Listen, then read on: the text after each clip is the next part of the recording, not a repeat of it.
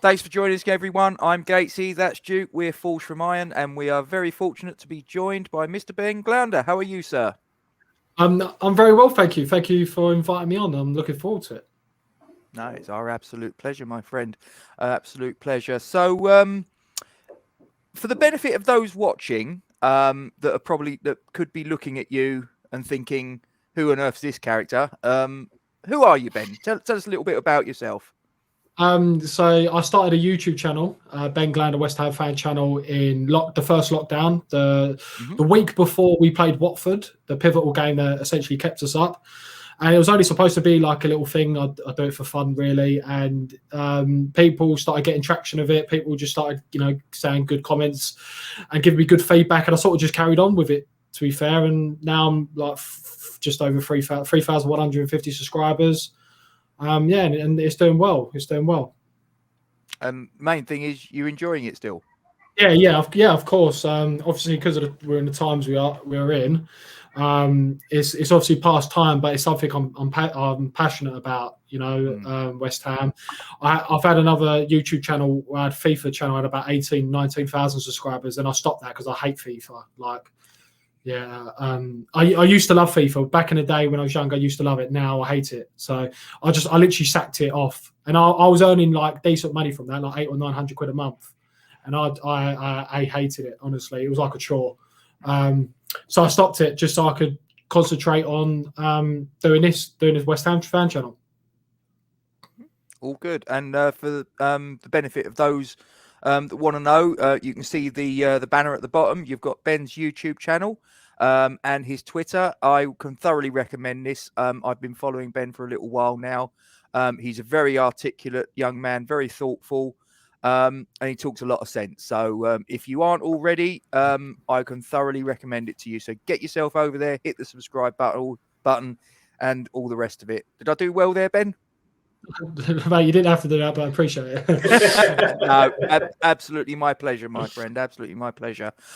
Before we get into the nuts and bolts of what we've actually got you here for, Ben, which is obviously the tier list series, I'm just going to do my little regular shout out for Isla's Army. For those of you that are watching that are not aware, this is about a young girl, 6 years of age, Isla Caton, who is battling a rare type of cancer called neuroblastoma, which is particularly prevalent in children. There is no treatment for this in this country, so her parents have got to stop what they're doing, put their entire life on hold, and cart this poor little girl wherever it is that she's got to go in the world to get the treatment she's got to get, as well as having to pay for it and having to pay for their accommodation and all the other bits and pieces besides. Very, very expensive, very, very stressful, let alone doing it in the middle of a global pandemic, ladies and gentlemen. If you're a family man, family woman, I probably don't need to tell you how much of a torrid time they are going through. And they need our help. It's real simple. So whatever you can donate, whether it's £1, £10, £100, whatever it may be, no donation is too small. If you cannot donate, then I would ask you to at least share this video, share a little bit of awareness, keep the momentum behind this appeal. You have in the banner there, you have the PayPal, you have the Just Giving, and I thank you very much for your attention, ladies and gentlemen. So, Ben, we're going to get down to it now. So, this is the tier list that I've constructed. We have 4 tiers and we have 25 players for which them to go into. The category at the top are players that you, as David Moyes in the summer, would put into the category of long-term future. So these are players that you envisage, all things being equal, you see being at the club for 3 seasons and beyond. The next category down is 1 or 2 seasons. Does exactly what it says on the tin, really. The next one down from that are players that you're not entirely sure about and could go either way with. And then the last one is quite a brutal one. See ya. So that's pretty much, again, that does what it says on the tin. So we're going to go alphabetically to a point, and then I do deviate, and there's a reason for that that will become apparent right at the end. Those of you that have watched this series up to this point know what's coming, but for those of you that haven't, as I say, it's a little bit of a plot twist. So let's get down to it. So the first player that we have on the tier list, Felipe Anderson. See ya. Gone. Finito. We're finished. What You know what? There's an argument to be had. Like if we get into Europa League, he could be, worth something because we will need squad depth. However, someone who's on 100K a week wages, who's only going to be playing a squad role, that's a lot of money for someone who could be playing that squad role. And if David Moyes wants the money, even if it's 10 or 15 million, we get for him, for example. And if he's going to use that towards a new signing, then yeah, for me, he's got to go, to be honest. There's no doubt in his ability in terms of his technical ability, etc. But we know from David Moyes so far this season and back end towards last season that it's not. He just doesn't want a footballer. He wants the complete package. He wants a personality. He wants someone who's going to come in and complement the dressing room, and he also wants someone who's going to work hard for his team. And I think Anderson's one of those characters where when the tough, when going gets tough, he just sort of, instead of rolling up his sleeves and grafting, he'll just sort of down in the dumps and sort of sympathise with himself. Yeah. No, I completely agree, Ben. I'm not too sure there's been too many people that have put him anywhere other than that category. I've got a funny feeling, though, that one of them might be with us today. Am I remembering right, Duke? You are. I think I did. I stuck him. I think I stuck him in the not sure category because I think part of me agrees with what Ben says about European football next season and be it Champions League or Europa League, whatever we end up in, European Conference. But also, I did say that I thought he might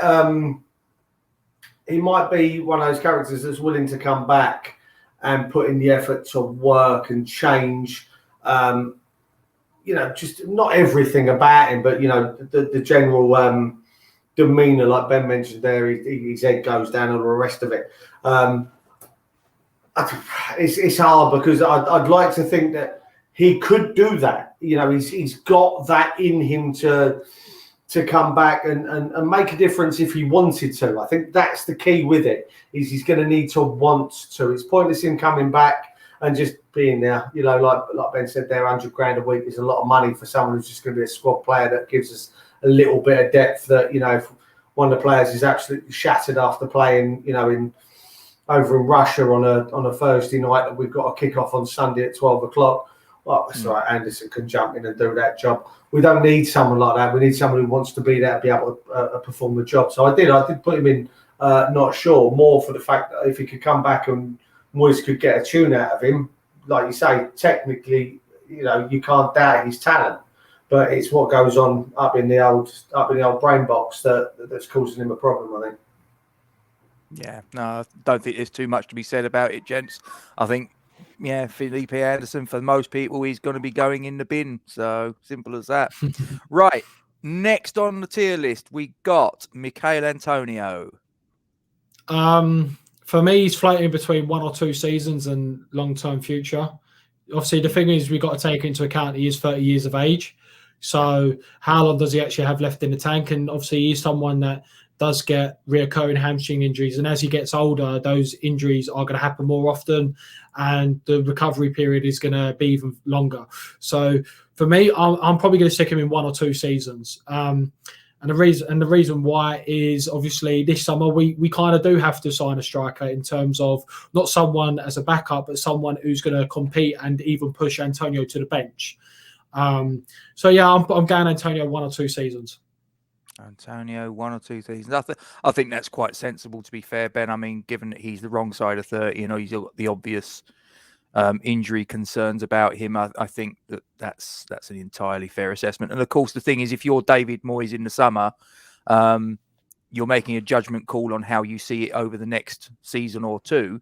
In a season's time, you might change your mind, and he might move one way or the other. So, these are all things that fluctuate over time. So, yeah, he's in there. So, next on the list, we've got Fabian Balboa. Now, just for the purposes of this, we're going to pretend that Fabian Balboa hasn't come out and said that he's probably going to be on his toes in the summer. So, what do you think, Ben, if you were David Moyes?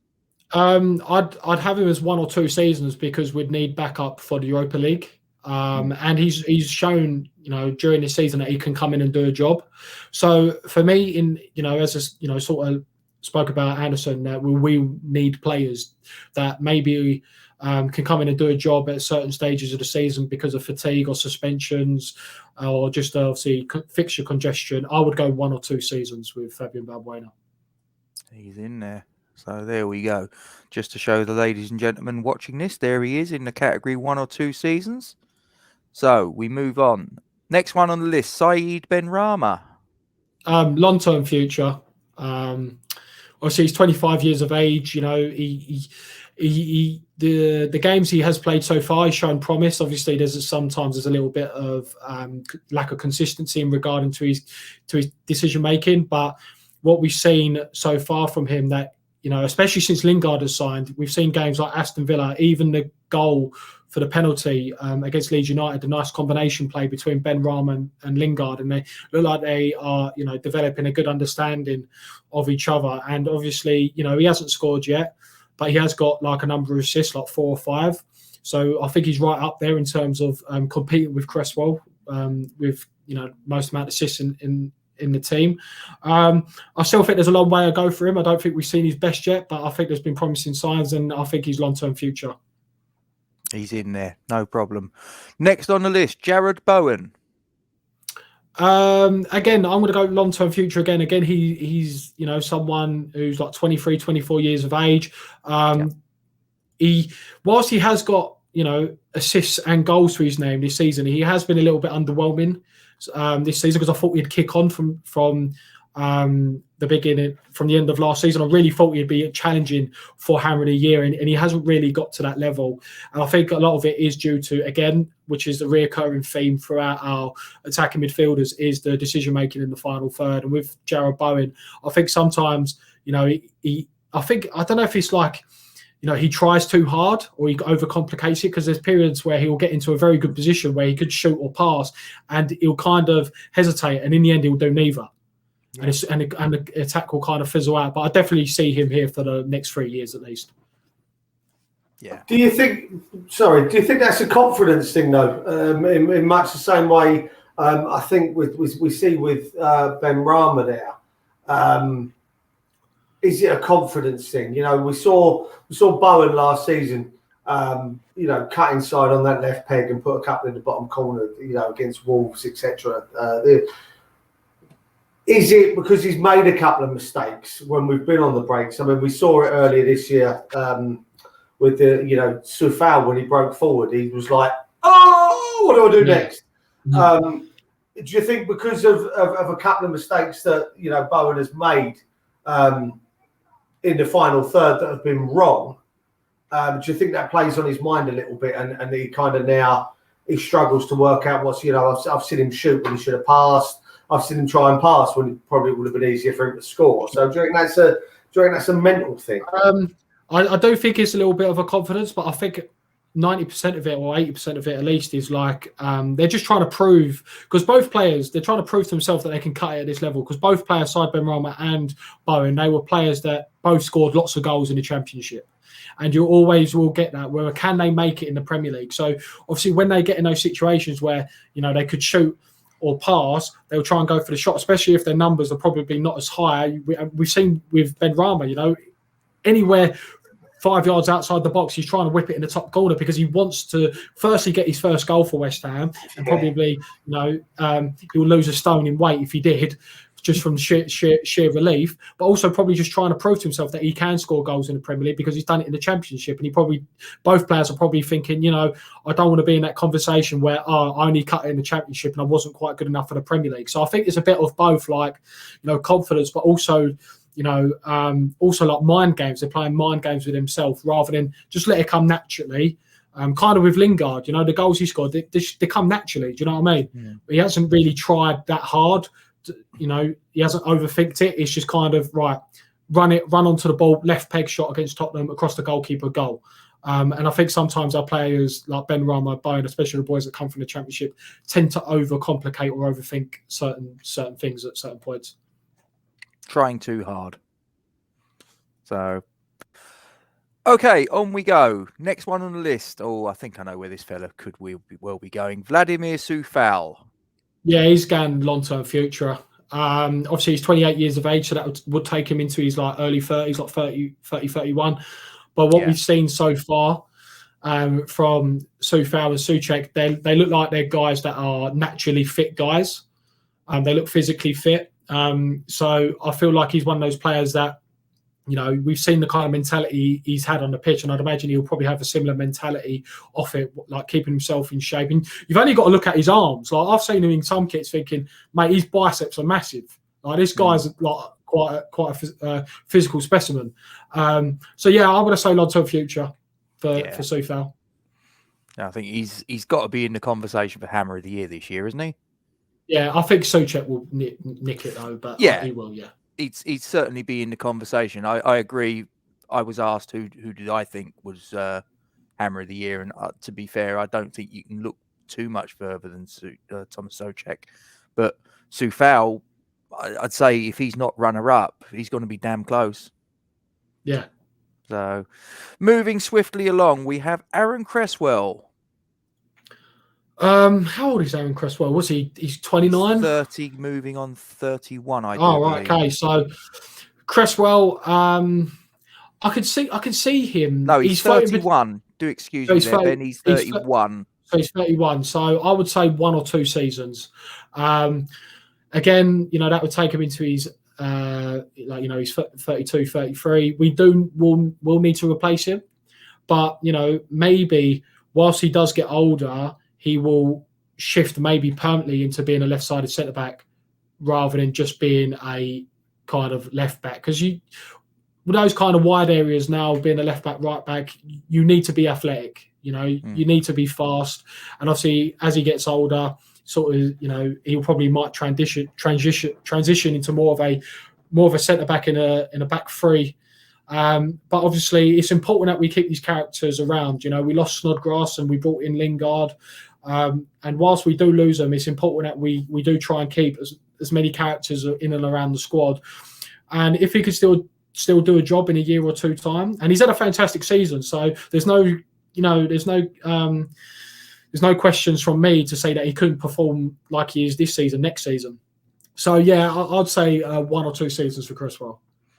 And that's something I think that's been quite noticeable this season. You say about characters. You look at the squad this season, and it's absolutely chock full of characters with a real sort of like a will to win, a winning mentality. You look at Dawson, you look at Ogbonner, Cresswell, Rice, Souček, Sue Fowle. The list goes on and on. Lingard. I mean, they've all got that sort of winner's mentality, and we're reaping the benefits. We really are. Moving on. This is the first one of our 2 players that are not actually our players to begin with. Craig Dawson. Yeah, for me, well, my understanding on Twitter that he's only got to start 2 more games and he becomes a permanent signing. Okay. For me, 30 years old for a centre back is actually relatively young. I actually thought he was a bit older than that when we signed him. I thought he was about 32, 33 already. So 30 years of age is relatively young. We know Ogbonner, he sort of, since he's been at West Ham, he had a fantastic first season at West Ham. Obviously, he's been here 5 or 6 years now. But, after he had his operation, as he's got older, he's got wiser, he's got more mature. And that is sort of correlated in being a better defender, knowing where to position himself. So I'm actually going to put Dawson for long term. I think he could be here for, if he signs permanently and he's performing well, 33, 34, because we've seen centre-backs like Ogbonner's 32, borderline 33, that, 30 years of age right now is relatively young for a defender. Yeah, no, I think that's a good shout. So we've got Issa Diop, one of his centre-back partners, next.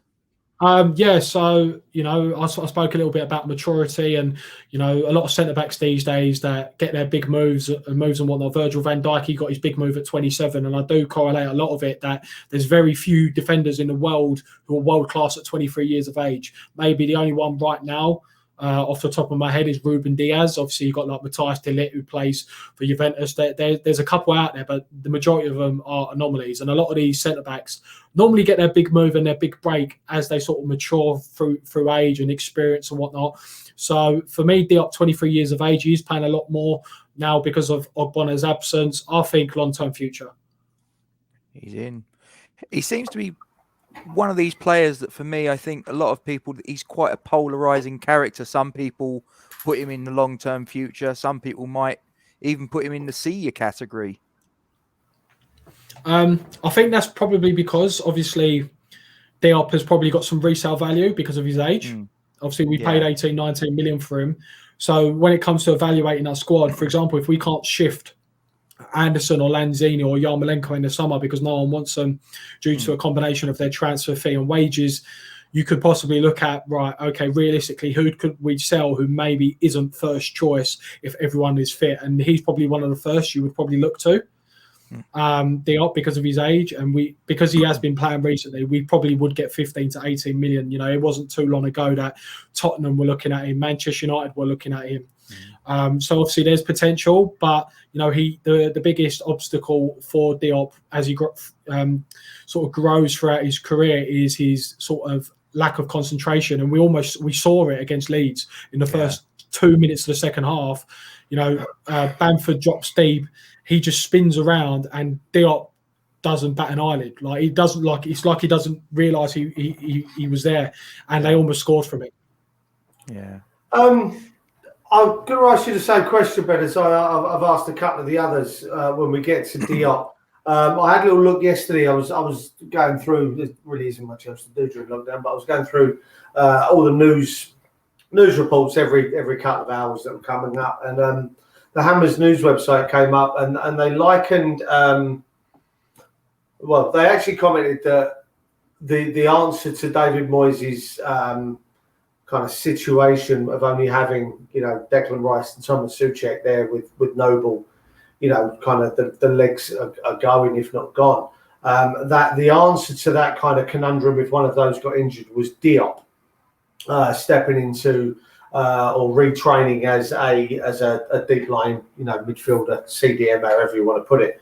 And they likened his kind of gait and the way he portrays himself. I don't know if you saw it. They likened him to a Patrick Vieira kind of model, you know, as being that age.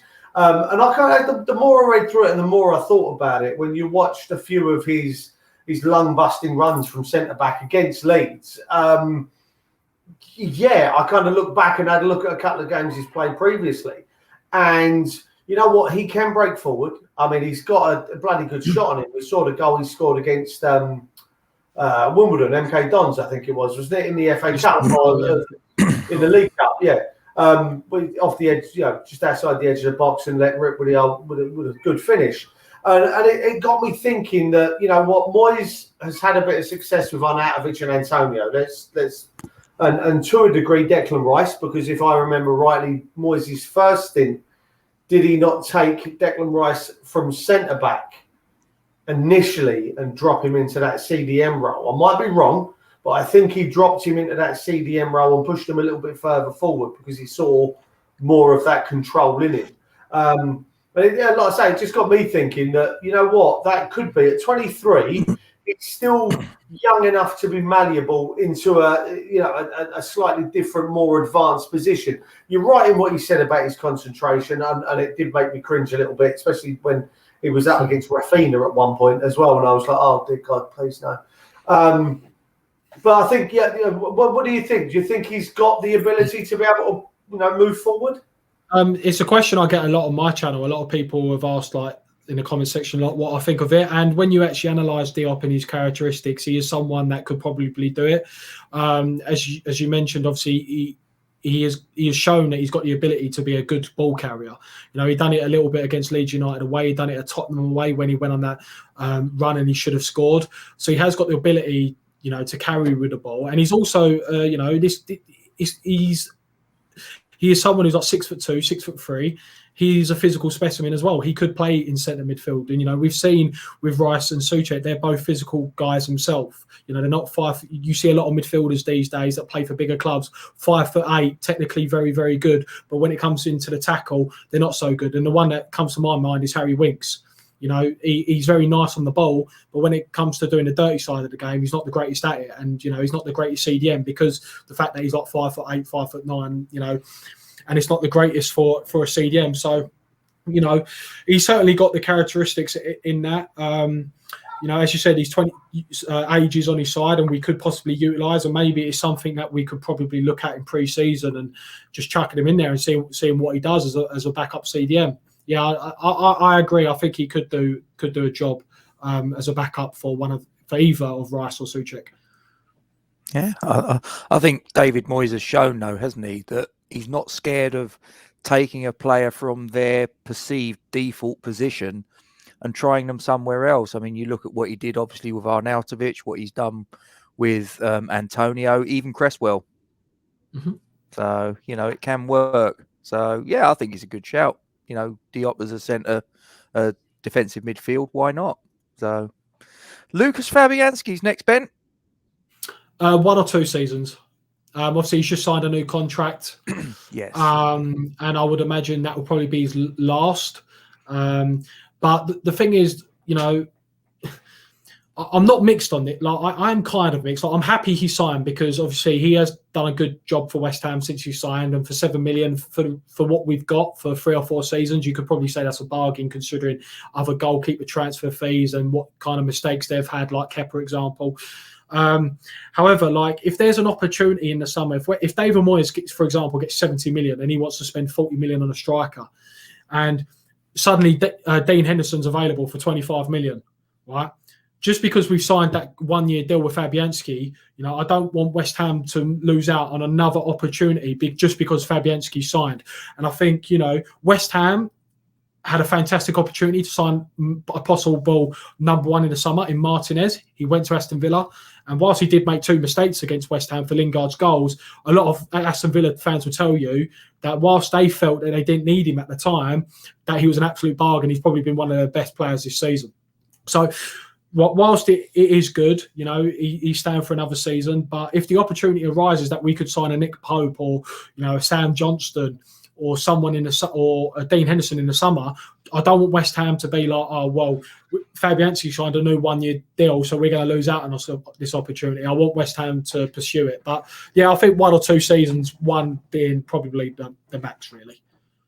Yeah, I mean, Martinez, he went to Villa for 18 million. 18 million. I mean, that's, you know, for a top-level goalkeeper, which in my opinion he is, I think that's an absolute bargain.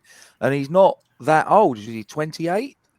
Yeah, he's 28. He's young. He's even like 28, 29 is very young for a goalkeeper. I think Nick Pope's 28. Nothing, yeah. Nick Pope is 28. And, you know, if you got 5 or 6 seasons out of him, but you paid 30 million, like, you know, that's good value for money, I think. What about Areola at Fulham? Yeah, I'll take Areola. Areola, I'll take Areola. Yeah, he's very good. I mean, he's only 27 as well. And I mean, me and Gatesy have had this discussion a couple of times over Areola. And Gatesy said, like, obviously, if Fulham stay up, they've got an option. I don't think it's a obligation to buy. I think they've got an option to buy. And like Gatesy said, obviously, if they stay up, then with that obligation to buy. And I said, well, my opinion would be if I was in Areola's shoes and you've got Fulham, who you've just had a season-long relegation battle with, which we know about. Let's not mess around. If they do survive, it's going to come down to them last, 4 or 5 games, 3, 4 games. It's not going to be something they get and they're safe in the next 2 or 3 weeks. This is going to go down to the wire for them. And I said to Gatesy, like, in my opinion, if Areola has the opportunity to go back to Fulham, where they've just survived relegation, not gone down, etc., or he's aware that West Ham have come in and touchwood, finish 4th, 5th, Champions League or Europa League places, he can turn down the contract at Fulham. He doesn't have to say yes. So, I'd like to test the waters there, even if Fulham stay up. I think I'd like to test the water for Areola. I think I definitely think he's been one of Fulham's better players this season. He was certainly commanding against us in the draw. He certainly commanded his box incredibly well. The set pieces and things that we have. When you consider just how dangerous we are, how much would you like? Obviously, I've got my opinion on that. But how much would you think you'd go for? We could get him for. I think when we do buy a goalkeeper, you know, we've spent pittance on goalkeepers in the past. Like Fabianski's been our most expensive, you know, signing for a goalkeeper. I can remember for a good long time. If the club think they're going to get a good goalkeeper for anything under 25 million, they're crazy. I think Pope would cost 30. I think Dean Henderson costs at least 30. I think Areola, he plays for one of the biggest clubs in the world in Real Madrid. Because a lot of people think he's actually on loan from PSG, but I'm 100% sure they done a swap deal with PSG, and Navas or whatever his name is went to play for PSG now. So I'm pretty sure Areola actually plays for Real Madrid. Maybe I'm wrong, but I'm pretty sure they done a swap deal. But, you know, Real Madrid are probably going to ask for at least 20 million. And, you know, 27 years of age, what I've seen from him, obviously, he would have had a year experience in the Premier League. He looks like a good shot stopper, which obviously is the basics of a goalkeeper because, you know, they've got to save the ball. But obviously, other aspects of play, commanding your box, communication and whatnot. I'd be very surprised if we got him for 20 million.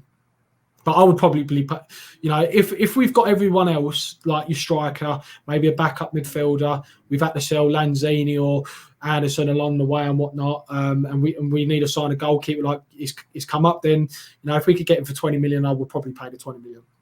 Yeah, that's what I was going to say. Yeah, about between 20 and 25 is what I think we could get him for. I hate to use the website, but that transfer market website, I know Gates is going to put a face, he always does. But I think they've got him down as about 17.5 million on there. And when I do look at that website, I do tend to add between 5 and 10 to their kind of market values. I think Souček's still on there for about 18.5, 19 million, to be honest with you. The last time I checked. That's got to be tripled that, is it? Yeah, I was going to say, we know, Gatesy mentioned last night, doubling the fee that Barcelona were looking to spend on him. You know, minimum. 26. It's got to be worth at least 52, 53 million. I'm not being funny. The kind of thing that he's done with Rice there, if we're looking 120 million for the boy there, then, you know, Souček's got to be worth. But no, it's a good chat. I like Areola. From what I've seen, I definitely, you know, if Burnley not looking great as well, Nick Pope, you know, if they go down, these are the goalkeepers I'd look at. I wouldn't necessarily look at probably Henderson, because I really do think next season he's going to be first choice at United, and they'd rather bomb De Gea out. I think he'll be the one that leaves there. But I'd look at the likes of Nick Pope at Burnley. I'd look at, like you say, Sam Johnson, possibly. I wouldn't go near Ramsdale. That's no disrespect to the guy, but it doesn't look good there for him, does it? But Areola, I think if I had to pick, I'd probably go Areola and Pope kind of on a level fitting as to which one I'd go for out of the two. Sorry, Gatesy. Carry on, sir. All good, mate. As well, we're here to have a discussion, so you want to sort of chip in. That's what we're here for. I don't want to just be a pretty face in the corner, you know? No. You're not a pretty face. Sorry, mate. Pablo Fornals. Long-term future. Again, someone who's 23, 24 years of age, got time on his side. I think last couple of games, especially the first half, especially the Man City game, the first half at Leeds United, he's been really, really good. You know, and he's someone that seems to have bought into West Ham. He said on his on Twitter or in an interview or whatnot, like, you know, he doesn't want to be regarded as a key player. Like, he's a hard-working player. You know, he's a team player, and he's like a Cockney boy or something. You know, but yeah, for me, you know, whilst there has been lots of promise and there's been lots of frustration with Fornals as well, I do think he will get better. So for me, 3 years.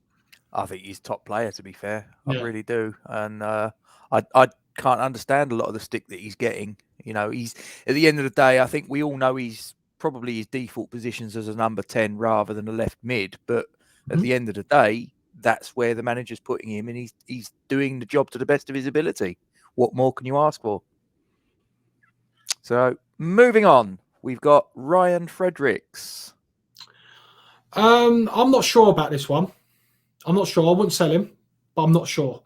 The thing is with Ryan Fredericks, he was very unlucky. You know, when we started the season, he actually started off very, very well, and then obviously he got injured. And with Ryan Fredericks, he always picks up those niggling injuries that they're not like a couple of days or a week; they're 3, 4, 5, 6 week injuries, and he seems to get them at least twice a season.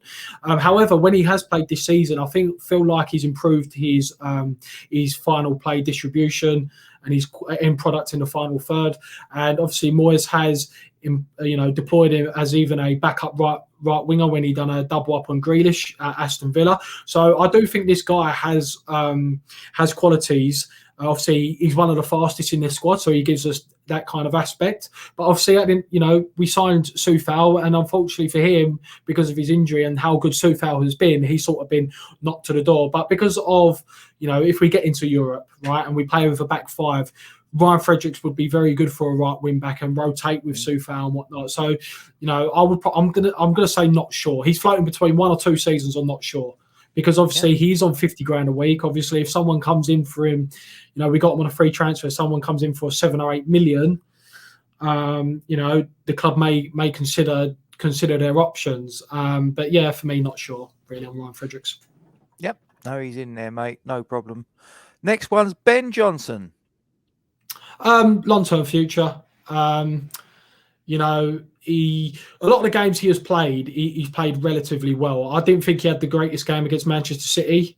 I thought the first half, he give away the ball quite a few times, and I was really frustrated because, before we scored our goal, there was a period of play where we couldn't really get out of a half. And the one time we had an opportunity just to put the ball in the box and test them, he decided to pass the ball 5 yards inside and lost the ball. But on the whole, a lot of his appearances have been against the bigger clubs. He made his debut against Manchester City, if I'm right, and he has got a future at West Ham. I think the good thing about him is that he's competent on both feet, left or right. We've seen many times when he's played left wing back, he can go on the outside and cross in with his left. He can come inside and, check on his right hand side and sort of play almost like the Ashley Young role that he used to do at Man United, where he used to come in on the left, put a cross in on the right, and Ben Johnson can do a bit of that. And obviously, because he's versatile, playing on the right hand side as well. I would like a little bit more game time for him. I would.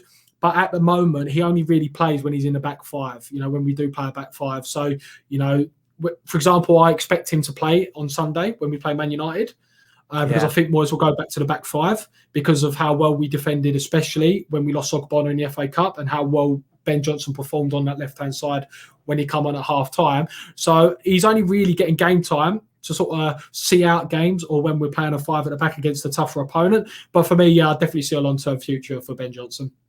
What do you think his best position is, left or right?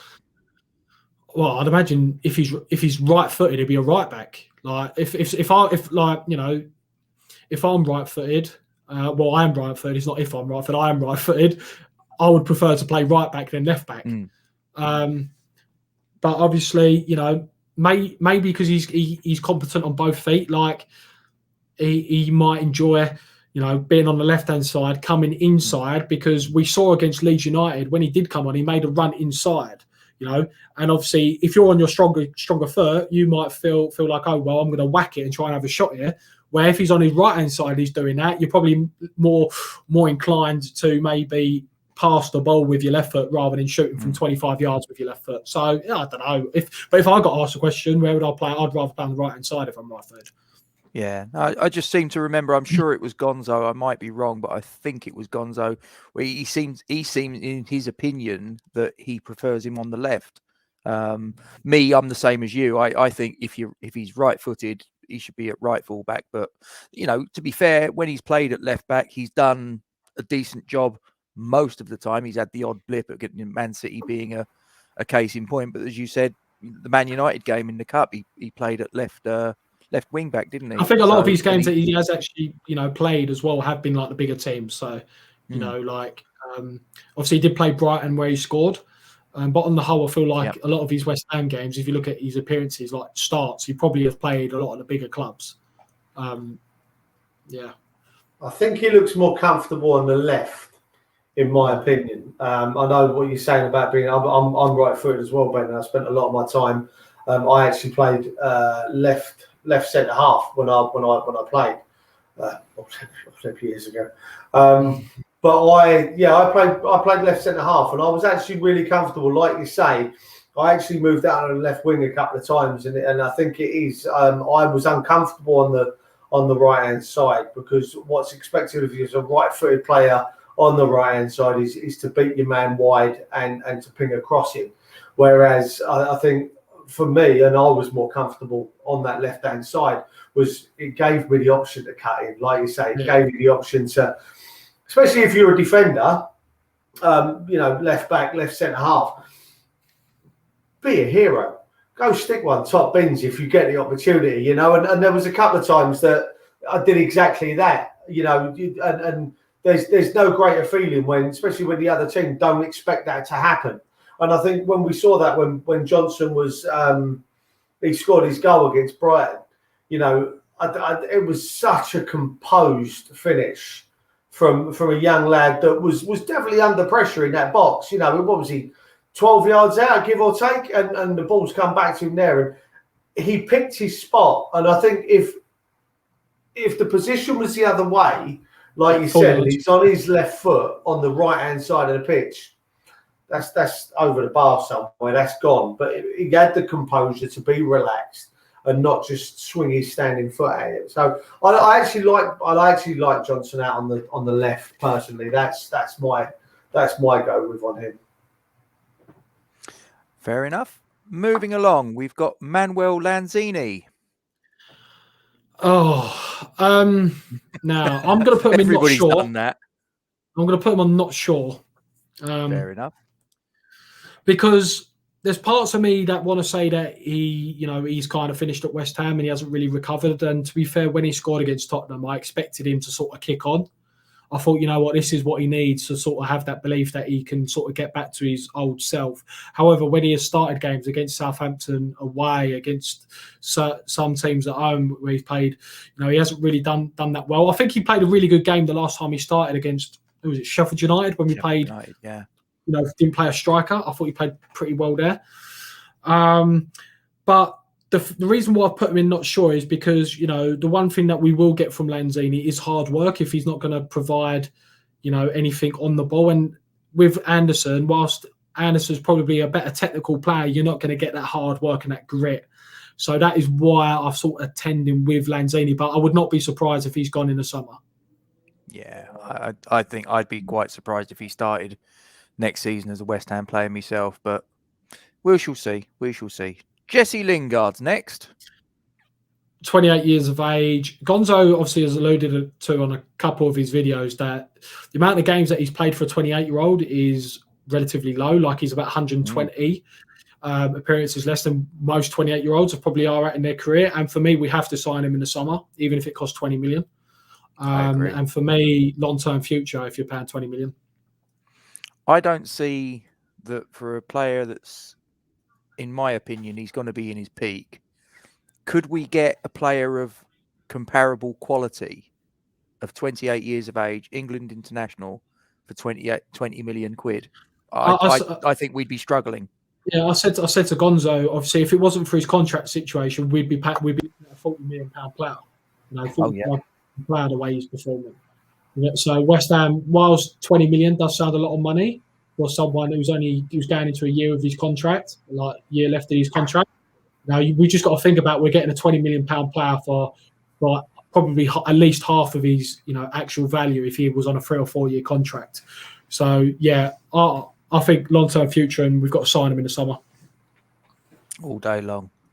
Yeah, couldn't agree David more. Martin. Who was that? David Martin. Oh, David Martin. I think he'll leave. I think it's a senior. Obviously, he's got an affiliation with West Ham because of obviously Alvin. However, to be fair, I spoke about characters earlier, and whilst he's a third choice goalkeeper, before he actually played those games for West Ham, he was only really brought in as a third choice goalkeeper to sort of make up the numbers for training and whatnot. And because of Fabianski picking up an injury and Roberto being an absolute travesty, he kind of had to play, and he sort of got thrown in when realistically he probably never felt he was probably going to at least probably make a first team appearance for West Ham being a third choice goalkeeper. But when I've seen him with like Cresswell and whatnot in sort of like, you know, West Ham videos, like he seems like a good character, seems like, you know, he gets along with a lot of the boys. And if he's on £5,000 a week or whatever he's on, to be fair, I'd probably just keep him just for someone to bring, again, keeping characters, because we lost a lot of players like Snodgrass, and to have that feel good factor. And then the number 2 being Trott, or, you know, or someone younger, or whoever that may be, if we don't decide to sign a goalkeeper. Obviously you got Randolph, but I'm going to go not sure. Actually, I'm going to change my mind. I'm going to go not sure. I just think if he's on £5 or £10,000 a week anyway, but he's going to bring a good feel good factor to West Ham. And as I said, you know, I mentioned about Cresswell and whatnot, and not sure. No, I think that's fair enough. I mean, he could always be utilised as a goalkeeping coach somewhere within the club as well. You know, I think that would be quite a. I think that would be a role that he could get his teeth into. But I think that was initially what he was bought in for, wasn't it? It was just to be the training ground goalkeeper. Literally, he was just there to make to play. Yeah. I don't think he, as Ben said, I don't think he really expected to play maybe at all. Being a number 3 goalkeeper, but because of the injury and then obviously Roberto came in, and well, quite frankly, I think my nan could have done better. But there you go. And that's no lie. Moving on, we've got Arthur Masawaku. How old is Arthur Masawaku? I believe he's 28. I'm going from memory. Hang on. No, he's 27. He'll be 28 in November. Yeah. He's sort of in between the 1 or 2 seasons and the top bracket. Like maybe not. Yeah. I don't see him being here in 4 years' time, but I can see him here for at least 2 years. So I'm going to put him into the 1 or 2 years, mainly towards the 2 years. Obviously, you know, when Moyes does eventually go back to the back 5 in terms of, you know, rotating it between the 4 and the 5, depending on our position, you'd probably imagine that Ben Johnson would be more of a backup maybe for Sue Fowle, and Masawaku would probably be Ben Johnson would be the backup for Masawaku, and Masawaku would be the number 1 left wing back. Obviously, we have seen that Masawaku is a lot better in a 5 than he is in a 4, probably for similar reasons to Aaron Cresswell. You know, they probably have that sort of ease that they know they've got another defender there behind them, just sort of give them that extra layer of protection. And obviously, they can concentrate on more doing their own game, because Masawaku for me is essentially a winger playing left back. You know, the way he plays. You know, he likes to get the ball. He likes to do skills. He likes to run down the line and put a cross in or have a shot. And, you know, he's someone that probably wants to do more attacking than defending. And I think that left wing back role. And, you know, if I had to, you know, compare him, he reminds me exactly what Marcos Alonso is at Chelsea. You know, he never when Chelsea are playing in a back 4, he will never play, right? Unless there's an injury. Like Chilwell will play, but if there's a back 5, you know, he does very well in the back 5. He gets there and he scores goals. So for me, I would stick Masawaku in 1 or 2 seasons for Masawaku. Yep, he's in there, my friend. No problem. If I may, if someone came in, Ben, in the summer, and I asked Irish Tommy this question as well. If someone came in and made an offer of, you know, 10, 12, 14 million pound for Mass. Bearing in mind that you've already said we've got Fredericks that can do the right wing back role, but we've also got Johnson there. That's only going to be, you know, like you say, dependent on your formations that you're playing. Yeah. Because Cresswell will then move in, or even Sue Fowle will move into. You know, they've both proven they can play the centre, but the left or right sided of the 3 centre backs. Yeah. Would you accept the offer? Between 10 and 15 million for Mass? The thing is, it's, you know, West Ham need to change the way we sort of run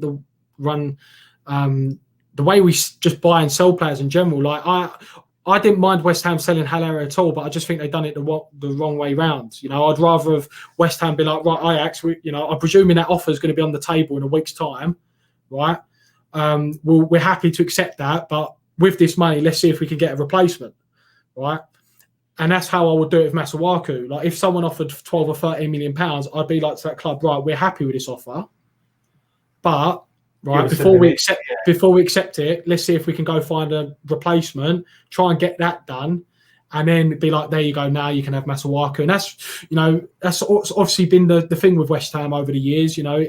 Every club that we go and buy, a player that we go and buy from a club, they always will say to us, well, we're not going to sell him because we can't find a replacement. But then with West Ham, it's always like, we'll sell him, then we'll find the replacement. And then we never really seem to find the replacement. We run out of time. Yeah, exactly. And you're paying a premium. We saw that with the Haller one, because that's exactly. We sold Haller and then went, shit.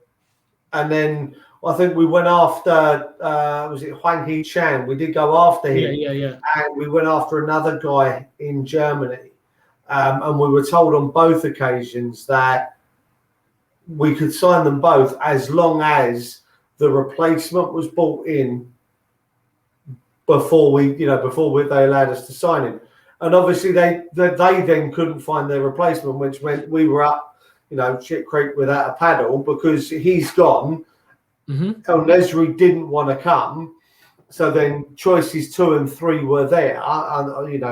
Moyes' choices 2 and 3. And yeah, like you say, the deals didn't get done because they wanted to bring someone in beforehand. It's just, I think it's embarrassing the way we do go about things sometimes. I really do. Moving swiftly along now, this is where I deviate. Andre Yamalenko. Gone. Bye. Time. Yeah, but Yamalenko, he's firstly his age, 30 to 31, and there's no doubt in that he's got ability, because the first season when he came in, before he sustained that real major injury, for West Ham, he was really, really good, and when you probably look at him on reflection, he's probably one of the most natural finishers at the club. And you've seen some of the goals that he scored for West Ham, like Everton away, Bournemouth away, home to Chelsea last season. He can finish, but injuries have caught up with him. He was never a fast player anyway. 100k a week, wrong side of 30. For me, it's time to go, mate. I don't think there's been too many people that have. In fact, I don't think anyone's put him anywhere other than straight in the bin.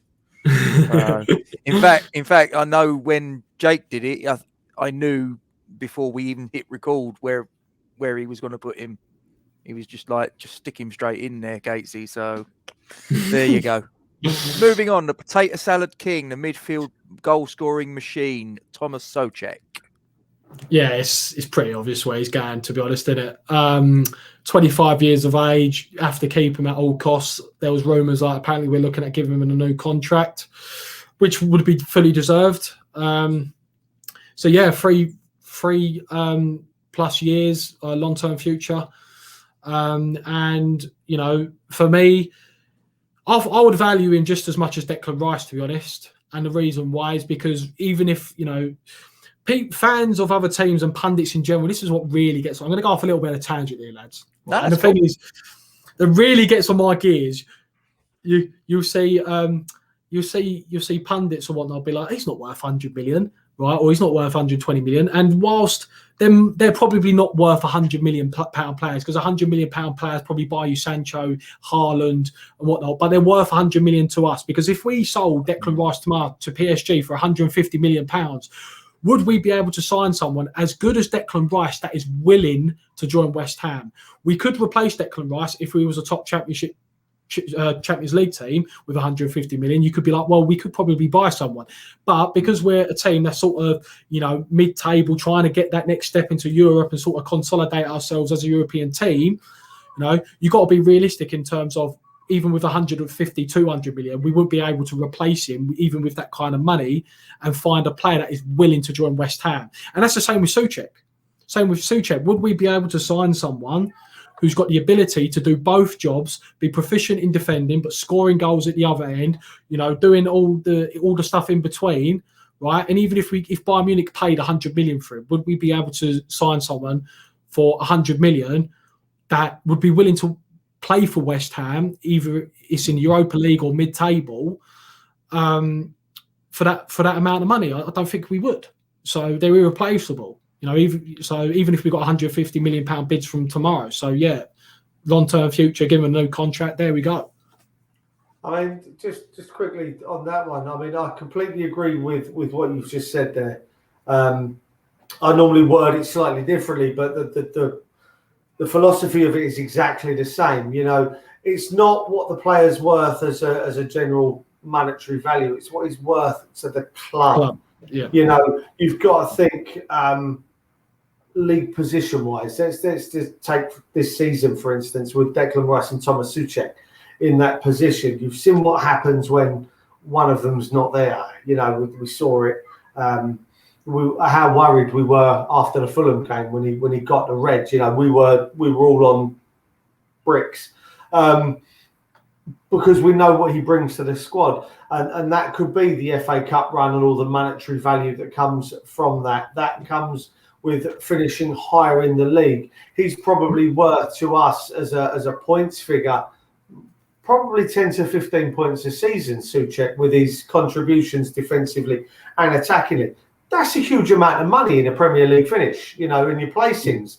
So it's, again, over the course of a contract, the guy probably brings in, 30 or 40 million pound extra in positional places in the league, in FA Cup, League Cup wins. So not just the player himself, the value he has around the squad. So, yeah, I mean, listen, you're spot on, absolutely spot on. People, you turn around there, you go, 100 million for Souček. People are going to be, what's he smoking? Like, what is going on in that brain of his? But you know what? In reality, it's going to cost us that. He might not be worth, like you said, he might not be worth £100, but we're going to have to spend £100 million to bring in a player of apt replacement. Then we're going to be paying the wages. So we're going to end up losing as such, because we've got to try and attract them some other way. Like I say, it's not Champions League at the minute. It might be, but it's not at the minute. So yeah, that's a great point, mate. And I'm glad someone else out there actually kind of thinks along the same wavelength as me, because when I've had those conversations, people call me absolutely nutsoid when I say that, Declan Rice, 120, 130 million, Souček, at least 100. They call me mad. I'm glad someone else is there with me. Mm. Moving swiftly along, gents. Most people have forgotten this geezer's actually still at the club. Xande Silva. Yeah. To be fair, we haven't really seen enough of him, have we, to make a fair comparison. I'm going to stick him in not sure, to be honest. He is getting to that kind of age where he's like 22, 23, similar to who's the one who scored on his debut against Bolton? What's his name? Afilian or Afalayan. I said Afalayan. To me, if you're 23 years of age and you're not really making it out of a Premier League club, you're probably not going to make it. We saw with Josh Cullen, he was always close in around the first team, but as each season goes, he's getting a year older. He's 24, he's 25 now, and if you're realistically, if you're probably not in the Premier League team by the age of 23, 24, you probably would need to drop down a league or so. So, I think he's like 22, 23. I don't know how well he's doing in Greece, to be honest. I haven't really been keeping track. So I don't know if he's got a good goal scoring record or, he's doing well out there. But for me, I suppose he's one of those, you have a look at the summer and then you reassess, does he have to go back out on loan again, or do you just sort of go separate ways? So fair, not sure for me. I'm just looking here in answer to your question, how is he doing in Greece? 23 appearances. I don't know if they're starts or sub appearances. 3 goals. So not exactly tearing it up, and it's not exactly a brilliant league, but hey ho, we move on. Next player, I think I know where this player's going. Declan Rice. Yeah, just put him in the top bracket. Yep. Job done. In fact, make a new one for him. God tier. But put him like, never leaves. put him like 8+ years. I don't know. If he, you run out of words to say for him. Like, this guy is unreal. And again, similar to what I said about Souček, he's irreplaceable for West Ham. He really is. Like I said, we could be given £500 million tomorrow, and I don't think we would be replaced. We'd be able to replace him. He's that good. you know.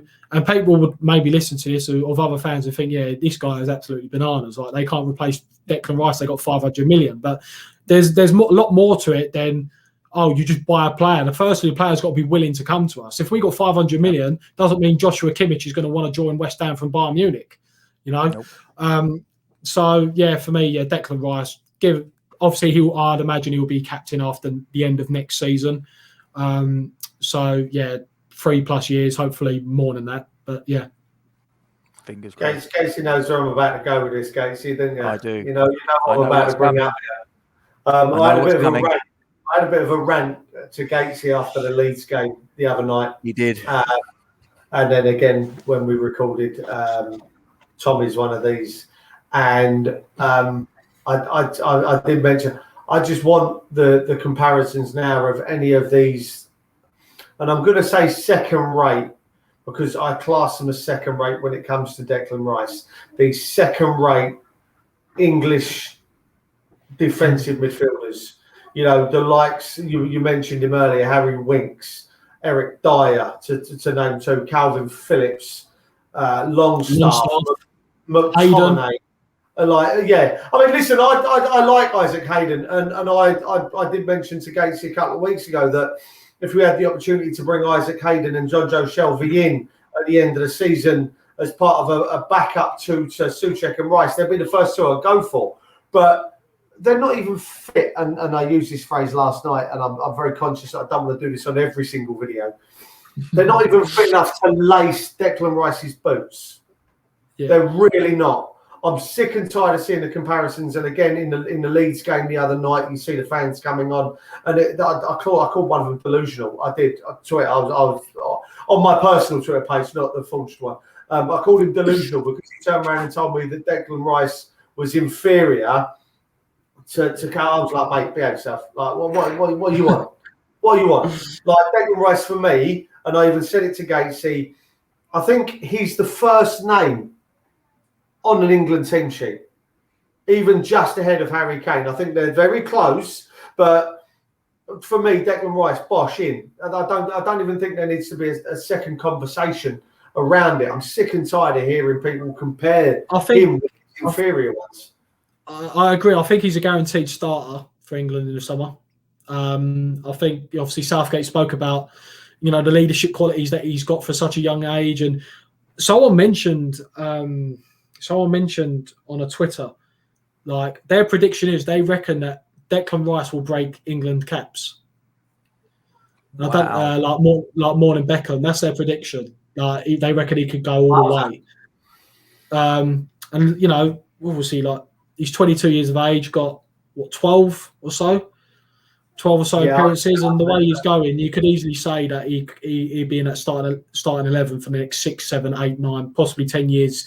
And he's a naturally fit guy, so I would imagine he'd be able to play well into his early 30s for England at a decent level. I probably wouldn't go as far to say he's the first on the team sheet, because obviously Kane is England captain, but he's certainly second or third in terms of when Southgate's picking his lineup. Future England captain? I think he will be, yeah. I think it will be. You know, he's made 12 appearances by the time he's 20. You know, by the time he's 22, Kane's 27. You know, by the time, you know, he might be England captain for the next 4 years. Declan Rice might be 25, 26, 27. By the time Kane maybe drops out or gets faded out of the England team or whatnot, and then, all being well, Rice has made 50, 60, 70, maybe even 80 appearances for England, and he'd probably be one of the go-to guys. Right, you know, you've got lots of experience. You're one of the leaders in the dressing room. You're now the captain. So yeah, I would say so. Yeah. Yeah. No, I think he's a definite candidate once Kane's race is run as far as England captain's concerned.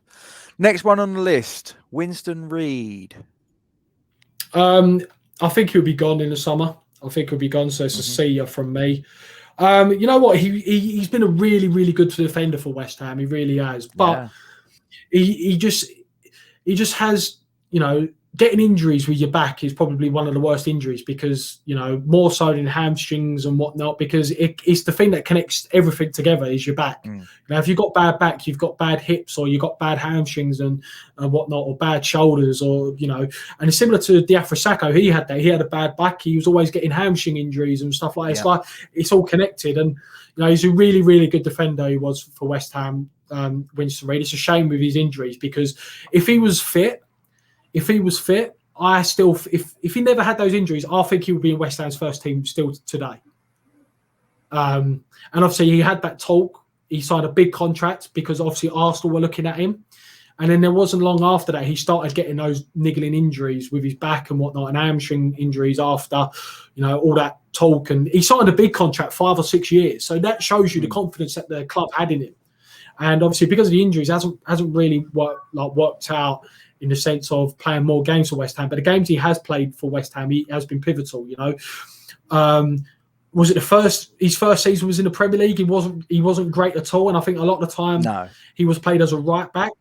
He was a right back, went to the Championship, played as a centre half, scored that, you know, that fantastic volley against Millwall.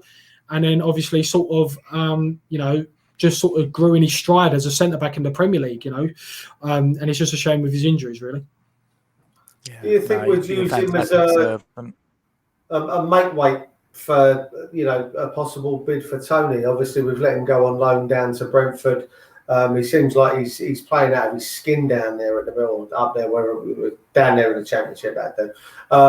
He's playing out of his skin for Brentford at the minute. You know, man of the match performance the other week. Would you consider? Obviously, I think they'll come back in for him, Brentford. I think that they're talking to the fans on social media, Twitter, etc., that they absolutely love him down there. He's a consummate professional, which we know anyway. Let's be honest, he's been fantastic to have around our club, you know, when he's been with us. So, I mean, my opinion would be yes, if they want him that badly, try and use him as a makeshift kind of attachment to the Tony deal. Yeah, I think it all hinges whether they get promoted or not. If they get promoted, if Brentford get promoted, I think, you know, the writing's on the wall really with that deal. Like, I don't think we'll sign him, because then they're in a position where they don't have to sell him. You know, if West Ham want him, they'll be like, well, we're in the Premier League now. We need him sort of to stay out. We want 50 million instead of 30. And obviously, you know, whilst he's scoring lots of goals and his goal contributions are very high in the Championship, no Championship striker warrants 50 million. You know, it's a stretch enough for bloody Ollie Watkins at 30 million. And whilst he has turned out well, 30 million for any striker in the Championship is a big, big gamble, because you don't know whether they are going to adapt. But I feel like the Winston Reid deal was more of a sweeten the relationship between West Ham and Brentford, because obviously West Ham know, like, you know, there's probably a couple of players at Brentford, like Josh Da Silva, who plays centre midfield for him, who's very, very good. He was the one who studied Rico Henry as well. Yeah, Rico Henry. He was the one. Josh Da Silva was the one who studied at Højbjerg, I think, in the Carling Cup or whatnot, against Tottenham. He's a very good player. You know, they've got some very good young talents there. I think it was just more to sweeten the deal. But obviously, if they don't get promoted, then maybe it's something we could explore. But it doesn't really take loads off the price, if I'm honest. You know, if they value him at 30, we'd probably be like, oh, right, we'll give you 26 on Winston Reid, because of the wages Winston Reid's on, his age and whatnot. So, yeah, it's more of a sweetening the relations rather than using him as a make weight to get Tony. Fair play. Moving swiftly along, we've got Darren Randolph. Well, he's probably in between not a seer and not sure. You know, we spent 4 million to bring him back, and you know, his first tenure with competing with Adrian, he was sort of someone that was, you know, neither one of them could really command a first team place. You know, there'd be 5 or 6 games one would play, and then one would make a mistake, so the other one would play, or an injury or a suspension. And you know, Randolph, you know, this season with goalkeepers, we've had quite a few injuries, and now Randolph and Fabianski have picked up injuries at the same time. We've almost had to, you know, go down to the third choice goalkeeper. I think we might move him on in this summer, so I'm going to put him in C. I think we might move him on. Yeah, no, I think you might be right. I think his time might be coming to a close as well. But I suppose it's largely dependent upon sort of like, are they going to go for the goalkeeper? And as you say, is that going to be complicated by the fact that Fabianski's just signed a 1-year deal? I hope not, but because I think we even for the fact that he's signed that 1-year deal, I think you're right. If one of the goalkeepers that we've spoken about comes on the market, we absolutely have to go for them. So yeah. Moving on, the penultimate player is Angelo Ogbonner. 1 or 2 seasons. You know, he's I feel more 2 seasons than 1. You know, he's 32 years of age, and I spoke about, like, you know, maturity and getting better as a defender, and he has got better as a defender. He's been absolutely magnificent. He got an unfortunate injury against Manchester United, but, you know, the next season or 2, we'll probably have to come a point where we're going to have to spend big on a centre-back to replace Ogbonner. And, you know, if Ogbonner was 27, 28, you know, the way he's performed this season, you could say he's a £40 million centre-back, really. You know, you see the figures thrown around of centre-back, 60 million, 70 million, like it's monopoly money. If Ogbonner had age on his side, even if he was 27, you know, 28, which is very, very young for a centre-back, you could say that, you know, Ogbonner's a 30, 35 million, 40 million pound centre-back. So, but obviously he will need replacing, I'd imagine, within the next 2 years. So 1 or 2 seasons for me. Yeah. No, I think that's fair enough. Ladies and gentlemen, we've come to the last player. I made a deviation so that this player would be the last one on the list. He was announced that he'd signed his final contract as a player with West Ham yesterday to take him into his 18th season, 520 career appearances, 60 career goals in claret and blue. Ladies and gentlemen, I give you the one, the only Mr. West Ham, Mark Noble. I'm going for I'm putting him in long-term future, and the reason why, because I'm including you know, he's playing season, and then I think he'll join the coaching team. So whilst he might not be a registered first team player by the end of next season, I think he'll join the coaching team, and he will have some kind of capacity with the first team, and, you know, have that relations with, you know, the younger players coming through, what it means to play for West Ham. And he you know, I'm a West Ham fan. Like, my dad was born 10 minutes away from the ground and whatnot. And he was right in his interview. You know, if he was a fan rather than a player, he would want someone who was a local boy playing for the club. And he's been with West Ham through everything. You know, there was an opportunity where Fulham wanted him at one point, I'm pretty sure, and he could have gone. Or they were at least interested in him anyway. And, you know, he's been through everything. He knows exactly what it's like to be a West Ham fan in terms of what it's been like through the highs and the lows. And, you know, we'll never get a player like him again in terms of his loyalty and in terms of his tenure at a football club. You know, not even at West Ham, probably at any football club again, because you just don't see those kind of players anymore. You know, he's one of the last generation. You know, you had obviously, you know, your Gerrards and whatnot, whilst he did go to LA Galaxy and whatnot, but, you know, you had those players like Giggs and stuff like that. You get very few of those players, and I can't remember many. I can't think of many players off the top of my head, you know, at any football club that's been at a football club just as long as Mark Noble has been at West Ham. Yeah, he's been brilliant. I think I can give you one, and I'd hate to say it because of who it is, but it was Keith Stevens at Millwall. I think he was there for a good number of. I think he was there for about 15 years at Millwall, and the only reason that name comes to mind is because I've got a couple of good friends that I used to go to school with that were Millwall fans, and I think I said something not so long ago about Mark Noble and being a one club man, and all the rest of that goes with that. And they started, you know, chatting and getting in the ear roll about the fact that Keith Stevens had been at Millwall for just as long. So yeah, like you say, you don't see it anymore. I think because of a desire for winning trophies or moving to a successful club. You know, like Noble should have been in England, an England pick. He should have been in that midfield for England. Certainly, you know, a few years ago, that last season at Upton Park, he was out of his world then. So, as far as I'm concerned, no, I completely agree with you. I put him in my long-term future, Gatesy, didn't I? Because I said he'd move on to the onto the coaching staff.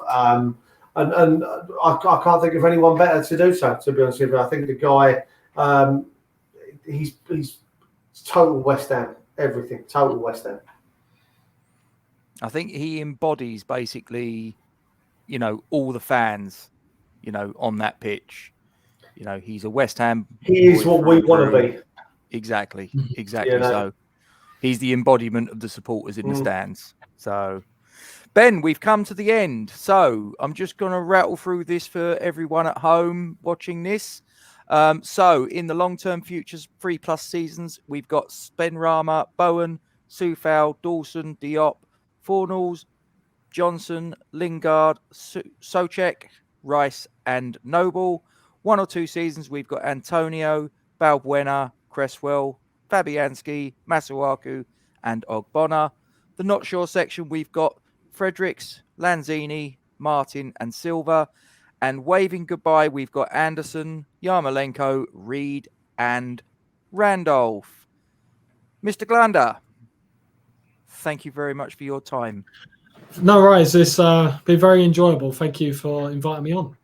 Appreciate your time. And I'm just going to, for a little bit of symmetry, anybody that's watching and wondering what the fuss is all about, get yourself over to Ben Glander, West Ham fan channel, and Twitter. His handle is @BG West Ham. Check him out. As I say, he's a very articulate, very thoughtful, very eloquent young man who's got a lot of points that he makes very, very brilliantly. So get yourself over there and all good.